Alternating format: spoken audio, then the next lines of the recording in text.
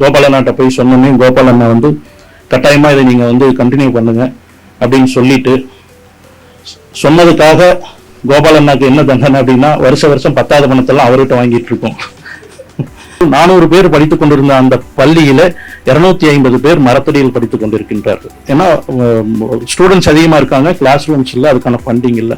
Chennai silks அவங்க குடும்பத்தோட சொன்னோன்னையும் அவங்க அறநிலையத்துறை சேர்ந்த 10 ஏக்கர் நிலத்தை அவங்க சொந்த பணத்தில் வந்து அவங்க வாங்கி கொடுத்ததுல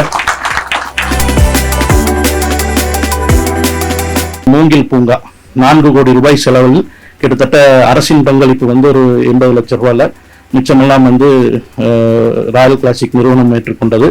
அப்படியான அந்த மூங்கில் பூங்கா வந்து இன்னைக்கு பாத்தீங்கன்னா வார இறுதிகளில் குறைந்தது 5000 பேர் வந்து அந்த குழந்தைகளோடு வந்து அந்த மூங்கில் பூங்காவை பயன்படுத்தி கொண்டிருக்கின்றார்கள்.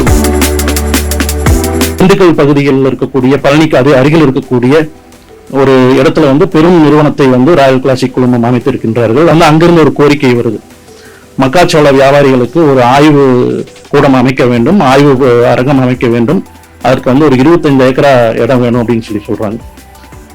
இன்னைக்கு தேதிக்கு நம்ம பேசிட்டு இருக்கிற இந்த நேரத்துக்கு குறைந்தது 10 to 12 கோடி ரூபாய் போகக்கூடிய அந்த இடத்தை வந்து அன்று கேட்ட உடனே 25 ஏக்கராவை சகோதரர்கள் இருவர்களும் அந்த மக்காச்சோள ஆய்வுக்காக கொடுத்திருக்கின்றார்கள் என்று சொல்ல வேண்டும்.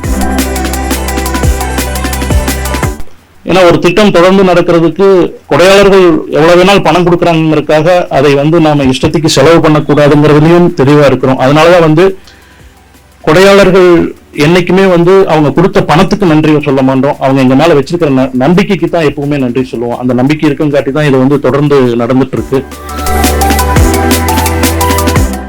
இவங்களும் சரி, கோபாலண்ணா சரி, மற்ற கொடையாளர்கள் ராமராஜண்ணா இருக்காங்க, இவங்க எல்லாருமே சரி, அவர்கள் செய்த அந்த நன்கொடைகளை, அந்த நட்பணிக்காக அவர்கள் செலவிட்ட தொகையை ஒருபோதும் வெளியே சொல்வதில்லை. காரணம் என்னவென்றால் தர்மம் இருக்கிற இடத்துல வர்த்தகம் இருக்கக்கூடாது, வர்த்தகம் இருக்கிற இடத்துல தர்மம் இருக்கக்கூடாது என்ற அந்த நட்பண்பு நிச்சயமாக திருப்பூரில் இருக்கக்கூடிய ஒவ்வொருவருக்கும் அந்த தமிழரின் அறம் இருக்கிறது என்பதை நான் இங்கே கட்டாயமாக சுட்டிக்காட்ட வேண்டும்.